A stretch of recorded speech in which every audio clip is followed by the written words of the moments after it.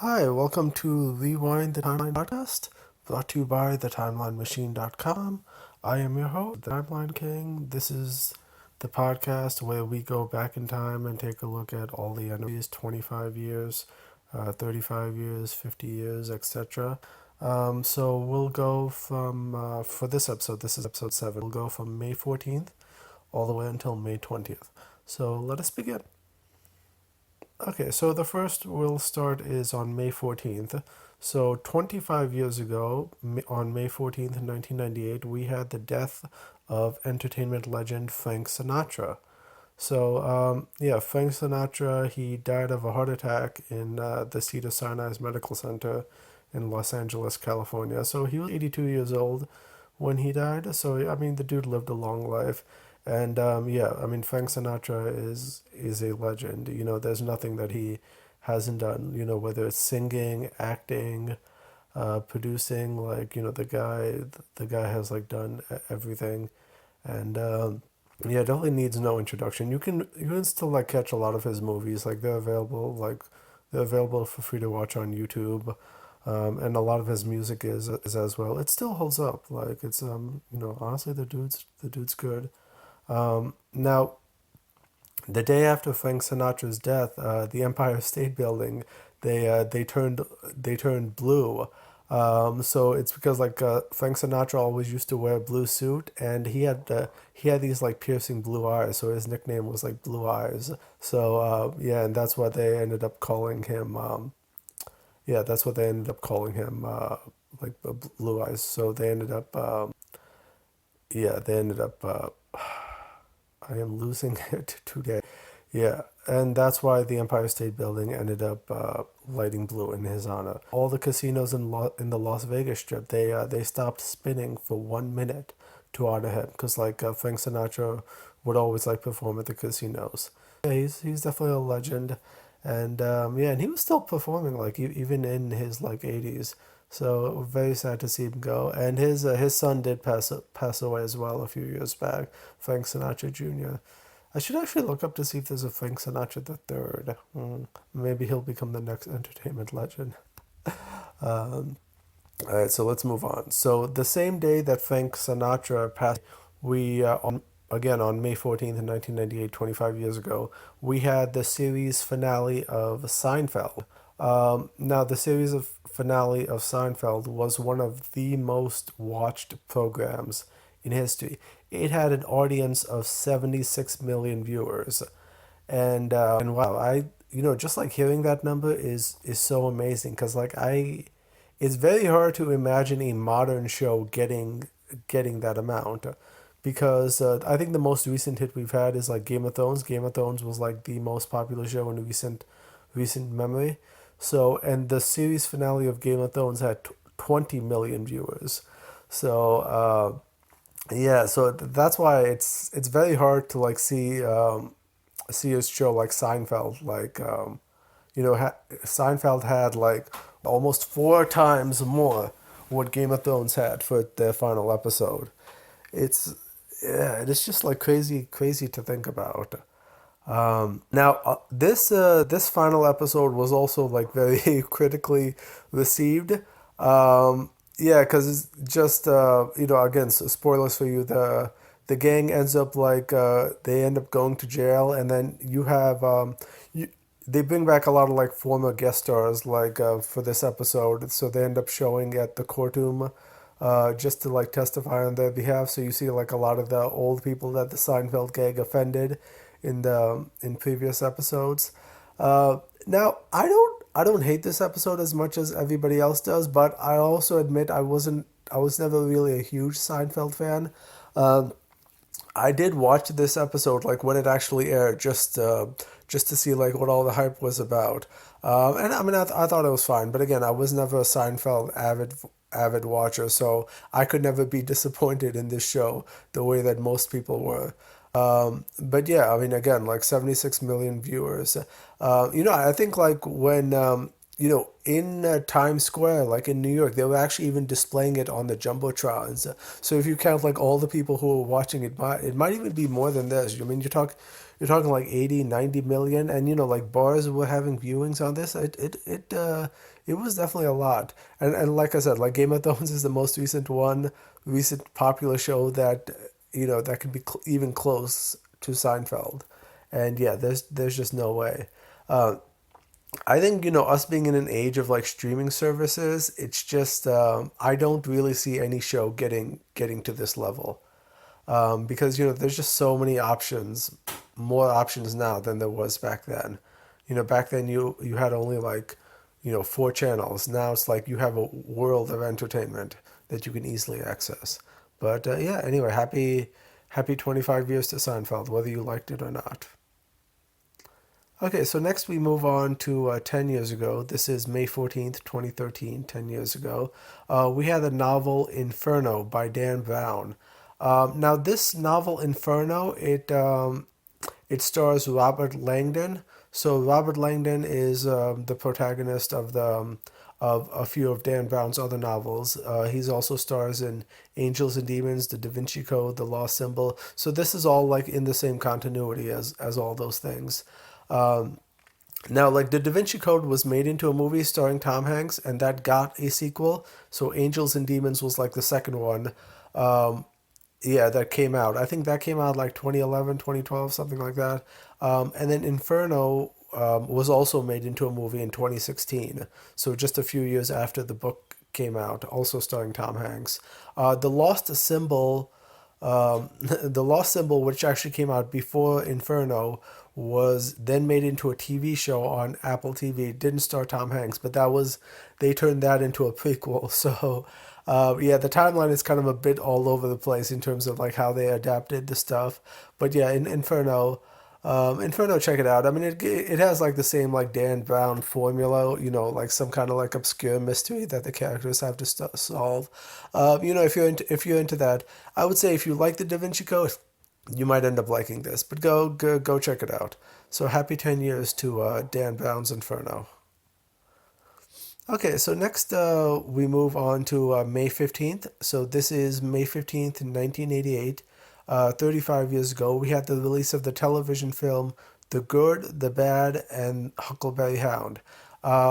If the title sounds familiar, it's because it was a Clint Eastwood movie called The Good, the Bad, and the Ugly. So this was a TV movie starring the Hanna-Barbera characters that was kind of a parody of that. Takes place during the 1849 Gold Rush. I think which I kind of have to question, like timeline wise. So, do the characters exist in the modern day or like during the gold rush?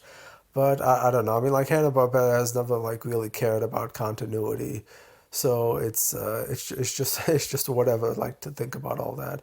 I did remember liking this movie. I saw it on the Disney Channel of all places. That was one of the first Hanna-Barbera movies I saw when I was a kid. And I remember liking this movie. I don't know if I would actually like it now. So, but yeah, I mean, I've always been a fan of like Huckleberry Hound, Yogi Bear, all the old school Hanna-Barbera characters. I kind of wish that they would get more prominence, though. Like, they've kind of like fallen to the wayside. Not a lot of people remember them, unfortunately. So, but anyway, happy 35 years to The Good, the Bad, and Huckleberry Hound. All right, so also, so this is also May 15th, 1998.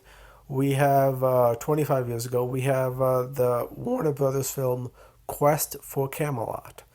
So now the Disney Renaissance that occurred in like the 80s, 90s, we had like movies like The Little Mermaid, Hunchback of Notre Dame, Mulan. So, like the success, obviously Lion King, Pocahontas, the success of all those movies inspired like other studios to like go and make their own animated films. So, like during the 90s, we ended up getting like a lot of other studios that tried to do the same thing. Now, that was definitely really a renaissance for like 2D animation, and as it turned out, it would be like the last time that 2D animation would get into prominence. Because, yeah, I mean, like from the 2000s onwards, pretty much like CGI took over. I think, like, as soon as the first Shrek movie came out in 2002, then it was just like the success of that kind of just like catapulted the rise of like 3D animation.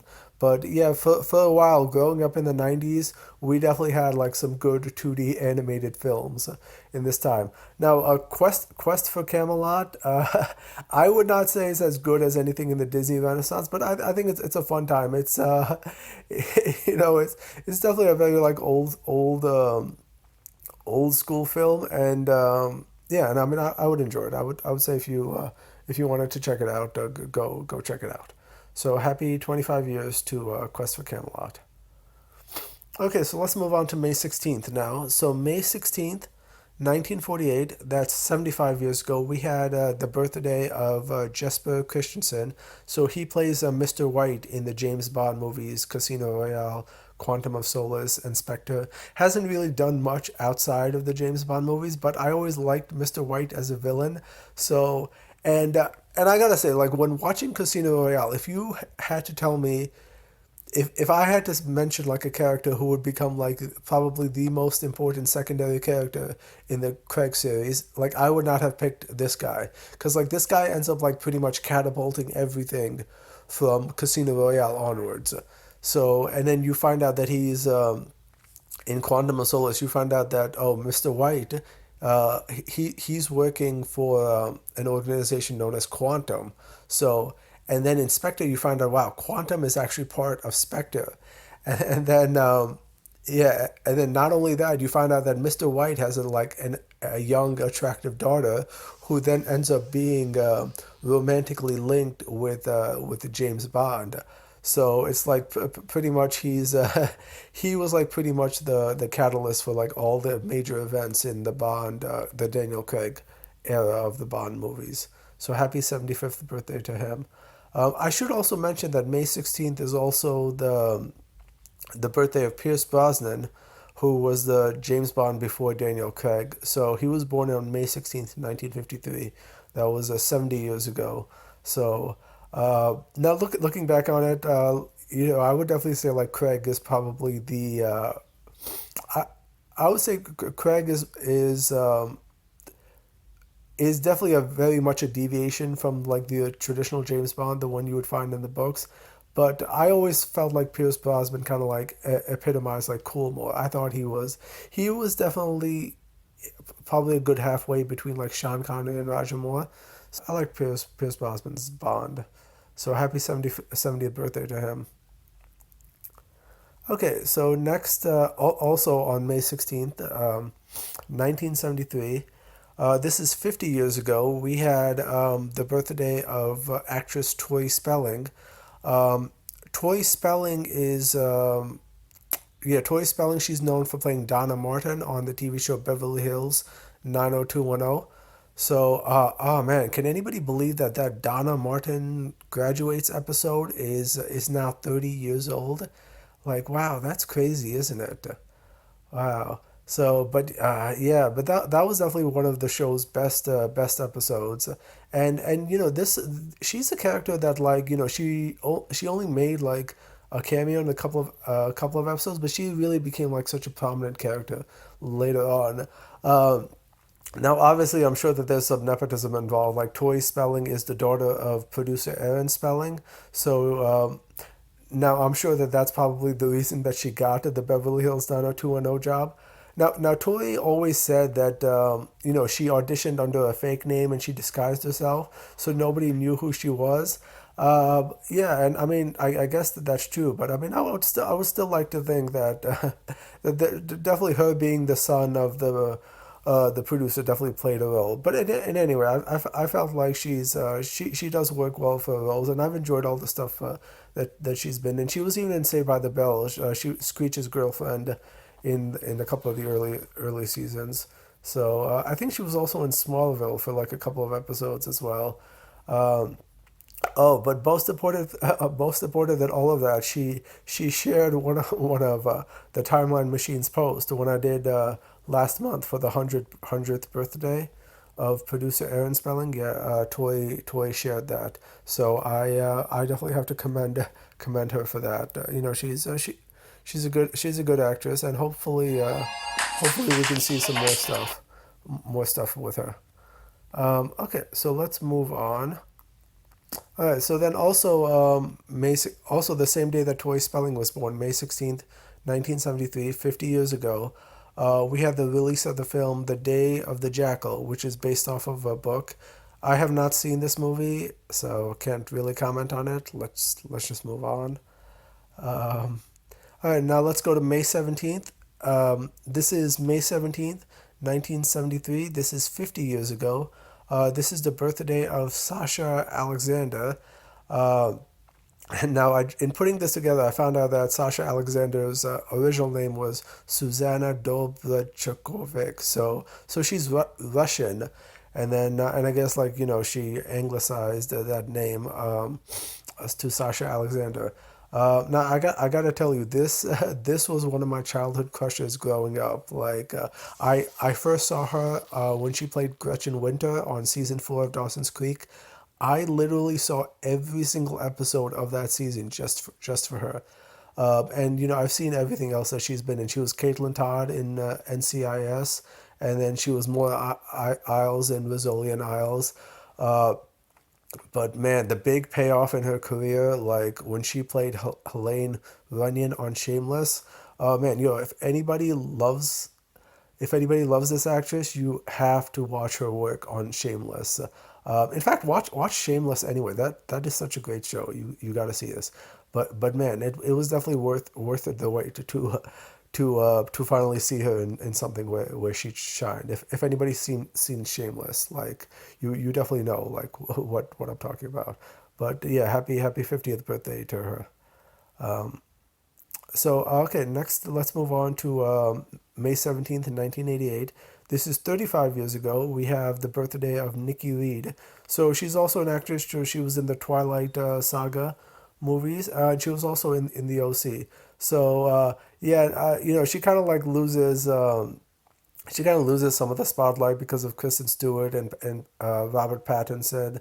But I felt like she did a good performance, and yeah, and I think she's a good actress. So let's move on. Now let's go to 10 years ago. This is May 17th, 2013. 10 years ago, we had the release of the film Star Trek Into Darkness.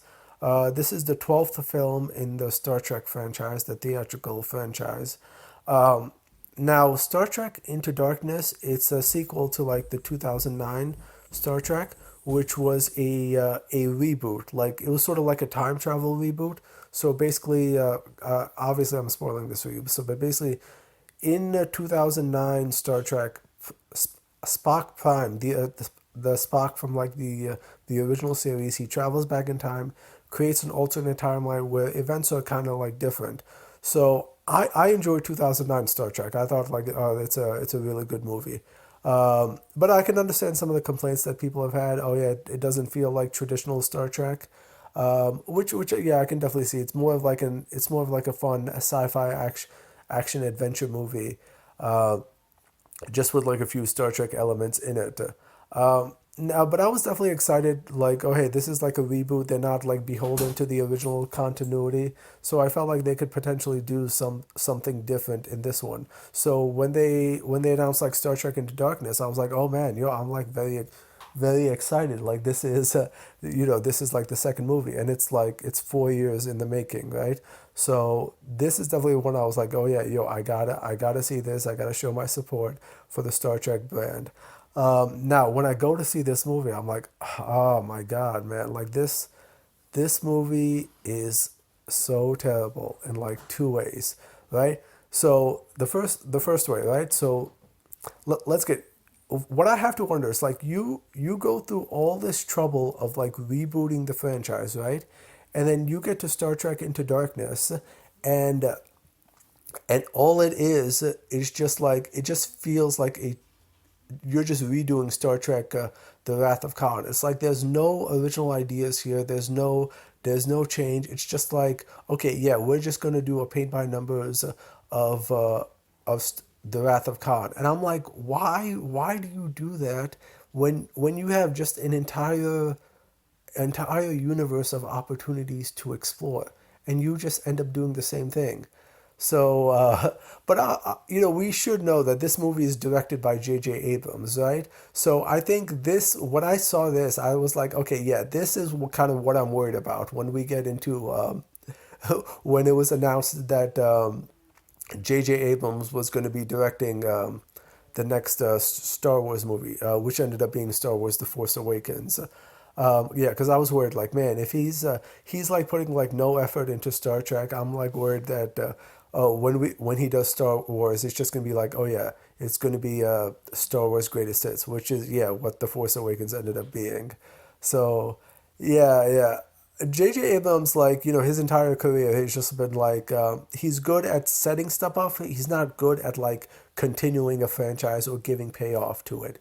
And that, I mean, that's really like what happened with Lost as well. Because, like, Lost, he was so good at setting up those mysteries, but, like, those mysteries did not have a payoff to them. But man, yeah, and then that was like pretty much my disappointment with this one. Oh, but let's get into my second one. Second one, this is so egregious, so offensive. Like Benedict Cumberbatch. Okay, you cast him as Khan Noon Singh, and it's like this is such a blatant whitewashing. Now Benedict Cumberbatch is a great actor. Like don't get me wrong, I love him in Sherlock. I pretty much love him in like everything that he does. But like he should. Khan is one of the few Indian characters in the Star Trek franchise. Okay, I think Dr. Bashir is the only other one. And there's somebody in Strange New Worlds, but okay. But anyway, Khan is one of the few prominent Indian characters in the Star Trek franchise, and you cast him as Benedict Cumberbatch, and it's like, okay, number one, it's like, why do you do the whitewashing, right? Why can't we actually have like an Indian actor play an Indian character? This is 2013. This is not the 1960s where we can kind of excuse when Ricardo Montalban was Mexican and yet playing an Indian. It's like, okay, yeah, fine. Maybe there weren't that many Indian actors back then, but here, come on. I mean, this is 2013, and you cannot find one Indian guy to play this character. Okay, and that is it feels so offensive to minorities. Now maybe they felt like, hey, we don't want we don't want to cast an Indian because that reflects like Indian the stereotype of Indians being terrorists or whatever. Now, if that's the case, why not just come up with a different character at that point? And which leads into my second complaint. It's like he doesn't even act like Khan. So it's like, okay, you make him Khan, but he doesn't even act like it, and him being Khan has no importance to the story. Like he literally could have been any other augmenter, and it would not have mattered. It's like there's no reason that he had to be, oh, this main great character. Especially you don't even reference Khan's backstory or anything like that. Okay, and let's get to number three, right? So, as I said in the beginning, this like Star Trek reboot series, it's supposed to be a divergent timeline, right? So Khan was supposed to be somebody who existed in the 2000s, right? So if he was Indian in the 2000s, how does he turn white when in this divergent timeline?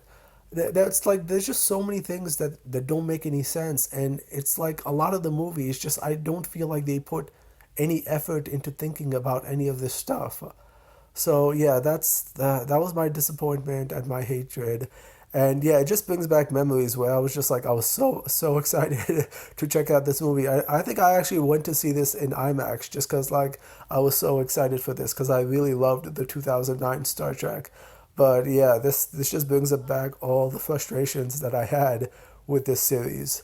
Ah, but oh, and man, and again, let's get back to the whitewashing. So there's actually a musical on Broadway right now, Khan, the musical. They're doing the exact same thing by casting a white guy to play Khan, and I'm like, as soon as I saw that, like I heard the musical and I was excited, but I was like, no, I'm not supporting this kind of whitewashing. It's wrong and it's offensive, and it should not happen in the modern day. But yeah. Anyway, let's. I know that there's some people who like Into Darkness, but I'm not one of those people. So let's move on. Okay, so let's go to May 18th. This is May 18th, 1988. This is 35 years ago. We had the death of voice actor Daws Butler. So Daws Butler actually died of a heart attack. Yeah, coincidentally, he died of a heart attack at the Cedars-Sinai Medical Center as well. So even if you don't know his name, you know he's voiced like a bunch of Hanna-Barbera characters, like Yogi Bear, Huckleberry Hound, Snagglepuss, Augie Doggy, Elroy Jetson, so Snooper and Blabber. Like, so the guy is the guy's definitely a talent and entertainment legend in his own right. And yeah, and he's done like a lot of like great work. So I think I'm not sure if he was Huckleberry Hound in The Good, the Bad, and Huckleberry Hound, but if he was, then I think that might have been his last performance. Well, actually, the last released performance was what was it? Jetsons the movie. Yeah, and I think he did play Elroy Jetson in that, so that would have been like one of his last performances. Yeah, but he will be missed. So and then let's go on to May 19th. This is May 19th, 1948, 75 years ago. Uh, we had um, we had the birthday of actress Grace Jones. Now, Grace Jones is a successful like singer, model, actress. She's known by that distinctive haircut, that flat top haircut. Yeah. So and she's been in movies. Like I know her when she played Mayday in the James Bond movie A View to a Kill. She was also in Conan Destroyer. But yeah, I was surprised to find out she really inspired like a lot of like modern artists like Lady Gaga, Rihanna. Yeah, so she's cool. And then also on May 19th, this is 35 years ago, May 19th, 1988, we had the release of the novel, The Silence of the Lambs by Thomas Harris. Um, Now, this isn't the first, this book stars Hannibal Lecter. It's not the first novel to feature Hannibal Lecter, but it is certainly the most famous one. And definitely the film adaptation with Anthony Hopkins, that definitely elevated this novel. So that also, that also increased the popularity of this book. Yeah, yeah, and Thomas Harris, he's a great author. So there's like four books in the Hannibal series. So yeah, if you it starts with Red Dragon, The Silence of the Lambs, Hannibal, and then Hannibal Rising, which is a prequel. So yeah, I would say check this out. Happy 35 years to Silence of the Lambs. Okay, and then also on May 19th, 25 years ago, May 19th, 1998, we had the direct-to-video movie, The Brave Little Toaster Goes to Mars. Now, the first Brave Little Toaster is one of the movies I liked when I was a kid. It's one of my favorite children's films growing up, and this is The Brave Little Toaster Goes to Mars is a sequel to that film, direct-to-video sequel. Now, unlike the first one, which kind of like attempts to be a little more realistic, I think this one is just like more it's just more like wacky and imaginative. But hey, check it out or show it to your kids. It's definitely more of a genuine kids film instead of the first one, which I think like had a little more depth to it. So happy 25 years to Brave Little Toaster Goes to Mars. Okay, now let's move on to May 20th. So May 20th, this is 150 years ago, May 20th, 1873. This is the official birth of jeans, so blue jeans.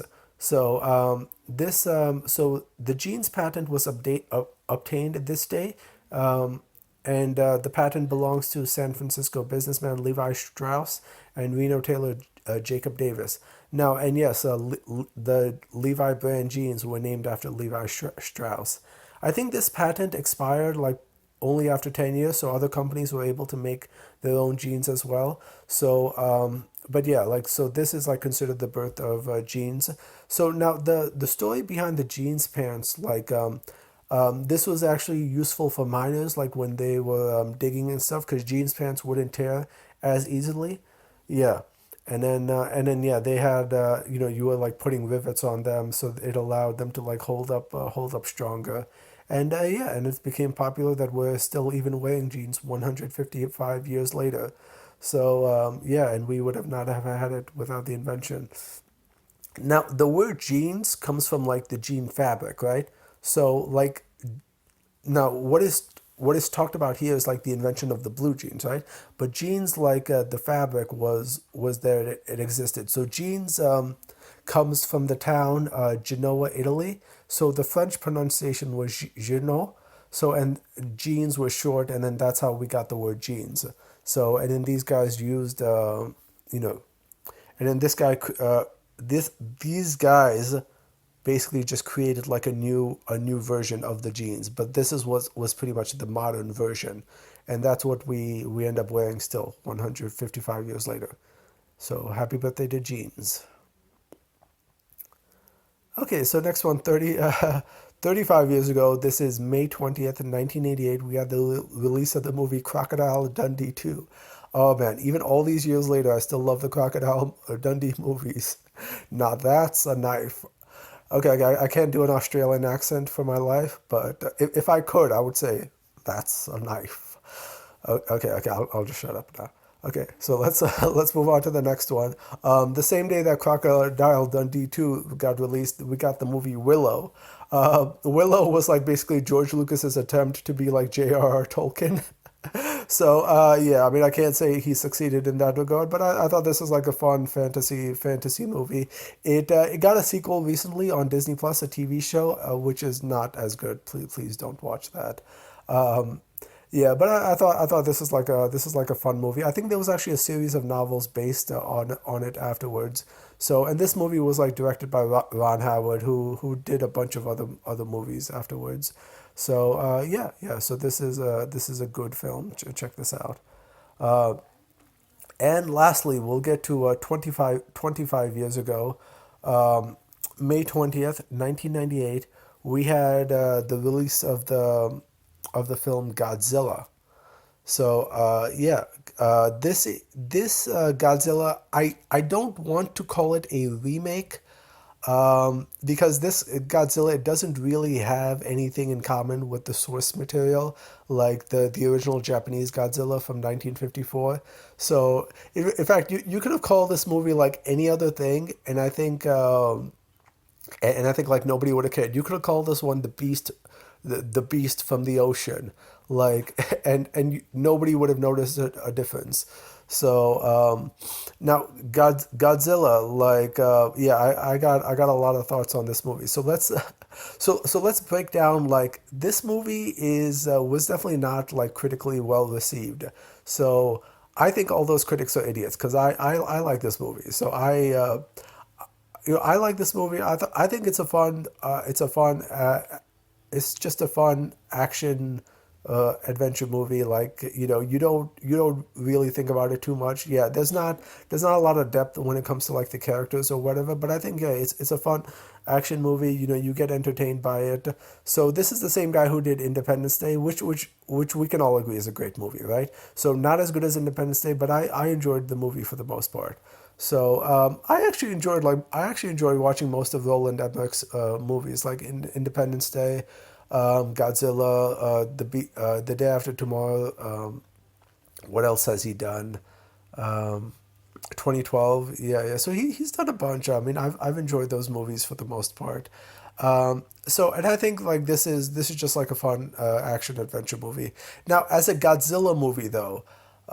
So I was a kid when this came out, right? And this was like my first exposure to the Godzilla franchise.